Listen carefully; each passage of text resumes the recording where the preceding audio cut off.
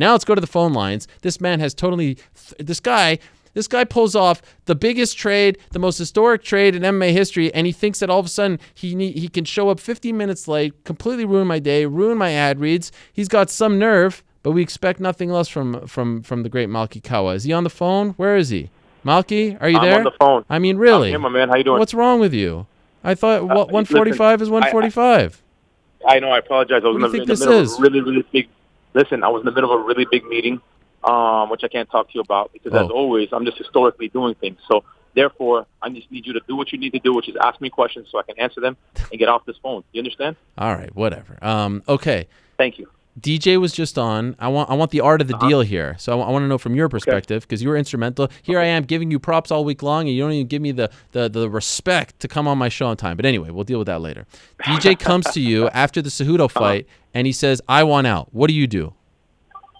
I said, "Okay, cool. Let me get to work on it." That's exactly what happened.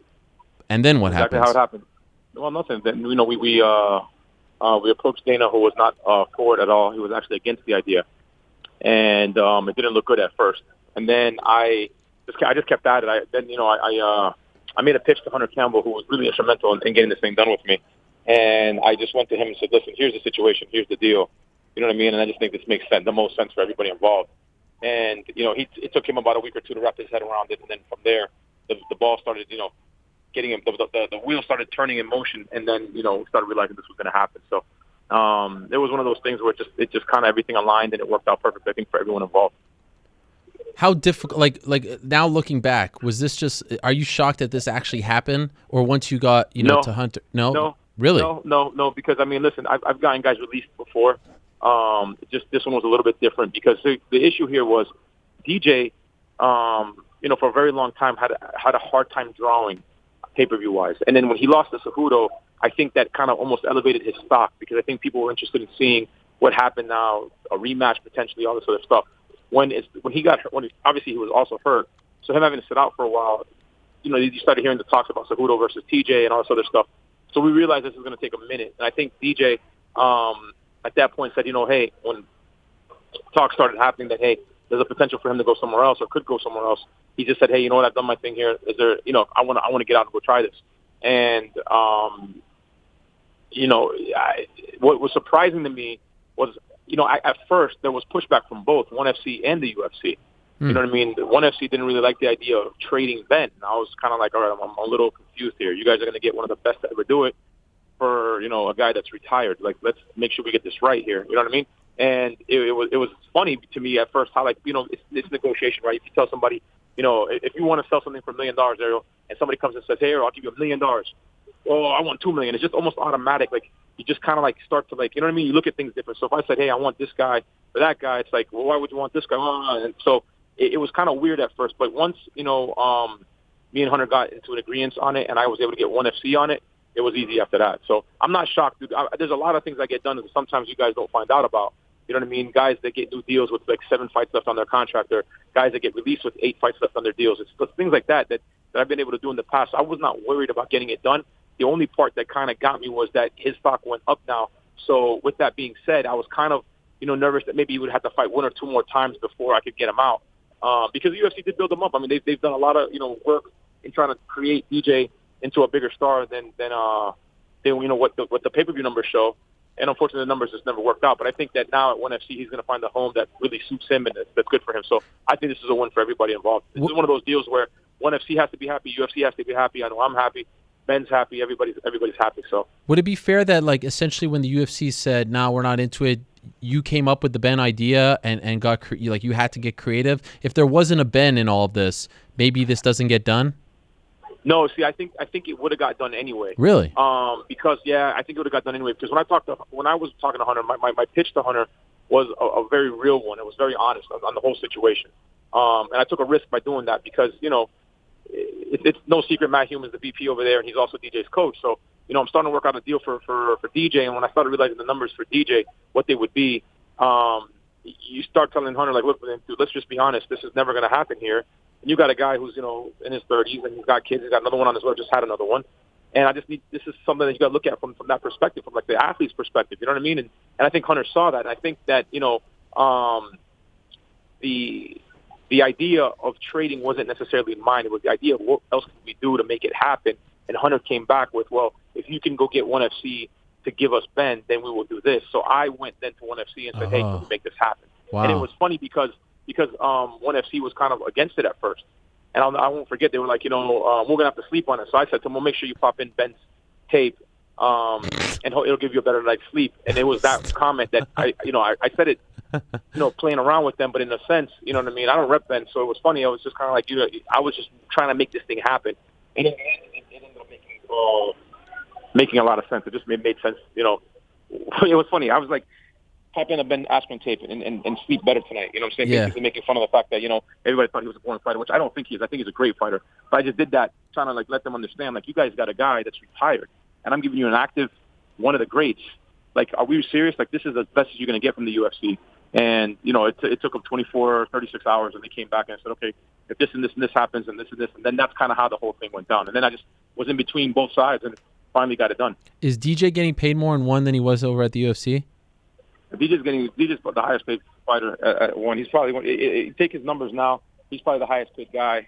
He'd be one of the highest paid guys at the UFC, as well as ONE. Just put it like that. But but he is getting paid more in ONE. Yeah, by far. You heard Eddie Alvarez's deal, what he was talking about. Yeah. DJ's is way better than that. I will never let a guy, you know what I mean? If I know what one guy has, I will never let another guy beat my guy on something like that, especially when I know my guy has way more leverage. So DJ's deal it's one of the best deals I think that you can ever ask for a fighter. DJ's getting paid more at ONE than Eddie Alvarez is. You know that for a fact. 1,000%. He's probably the highest paid guy there. So I don't know what everybody else gets, but I mean for a fact it's more than Eddie's by far. So combined, he's getting more than the 8-figure deal than Eddie is. Yes. Wow. Yes. So this is a no-brainer for him. Correct. Do you think this will lead to more trades in the sport, or is this just a freak thing where everyone wins? I don't listen. I don't know. It's just one of those situations where I just think that the timing was right. For DJ, the division itself at 125 of the UFC was kind of. I felt like they were moving it in a different way with Cejudo and TJ and trying to do that fight, which I thought it would have came back to DJ at some point, but I just don't think it was right now. So that kind of made it easier to let go of. Plus the fact that the numbers never really added up when DJ was the champion. So it was tough, right? Because it's like they wanted, there was rumors of them selling the division and all this other stuff. So I knew that there was a possibility of getting him out of there. But let's assume that I was going to say, hey, let's trade John Jones for 10, Bellator fighters. I don't think in a million years that gets done. Get what I'm saying? I don't care who they have over there. Right. So I just think it makes sense with depending on what guy. So if there's another guy out there like a Ben Askren that's at a promotion that is intriguing enough to cause a wave in another promotion, I think you could see another trade happen. I think you could see Bellator trading with somebody. I think you could see Rizin trading with ONE, maybe Rizin trading with the UFC. Just all depends on who has who. I mean, you still hold out for maybe one day Fedor fighting in the UFC. So why not, maybe make a trade that makes sense for Bellator long term and maybe short term for the UFC with a Fedor. You just never know. So I would like to think that we created something new. This could just be a one-off for right now, but if it works out for them, where Ben Askren comes in and becomes a star and a draw for them, or just a guy that can create compelling matchups, and then DJ's great over there at ONE FC. I think that you might see them do some stuff like that again. I don't see why not. If it makes sense, bottom line wise, I don't see them saying no. I just think it has to be the right, the right situation, right timing, right fighters. Well, look, I give you crap from time to time. We've had our ups and downs. You were 15 minutes late to the program, but I got to give you props on this one. Congrats on getting it done. This is a nice little feather in your cap, something that no one else has been able to get done in the sport's history. And I think it makes up for a couple slow years for you in first-round management. So it's good to have you back in the mix here. A couple slow years. Yes. Huh. Let me see. That's interesting. Let's see. The Reebok deal comes to fruition because I get a Nike deal for John Jones. Nobody ever gave us credit for that because that's really what made Reebok trigger that deal. Yes. Let's see. I've probably had some of the biggest blowouts with management in the UFC, which created a lot of the openings for a lot of these guys to get paid. Nobody gives me credit for that one. So I really got to keep going down the list of accomplishments I've had. I'm the only manager who's had 3 fighters as champions multiple times throughout my career, different times no one else has done. I mean, do I really got to go down that list, Ariel? We're good. I mean, you know what I'm saying? I mean, how about the end of this year? Just the fact that I've got championship fight after championship fight after championship fight. How about the fact that we got John Jones back a lot earlier than people thought? That doesn't count either? No. I mean, all right. You're doing great things. No, I mean, listen. Listen. No, you're absolutely right. It's just been very slow at first round management. We still continue to be the number one agency in MMA. I still continue to be the best agent, even when Yes. I probably commit 80% to football, but that's okay. I'll let you have your 2 minutes of continuing to bash me, which is why I'll never show up on time to your show again, my guy. It's great. Well, I am really happy for you, contrary to what you may think. Congrats on getting this done. No, I appreciate that. Listen, I appreciate it. It was, but you got to understand too.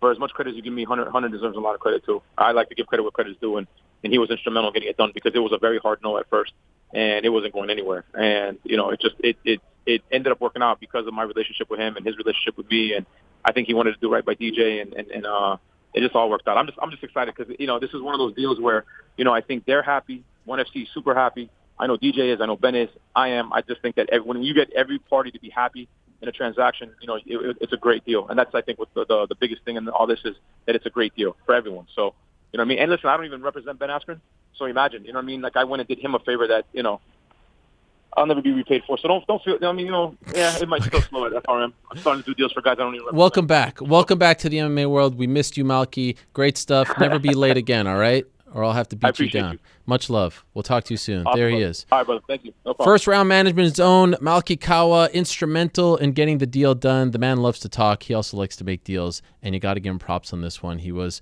a very important piece of this entire equation. It is official. It is a done deal. Demetrious Johnson over to ONE. Ben Askren over to the UFC.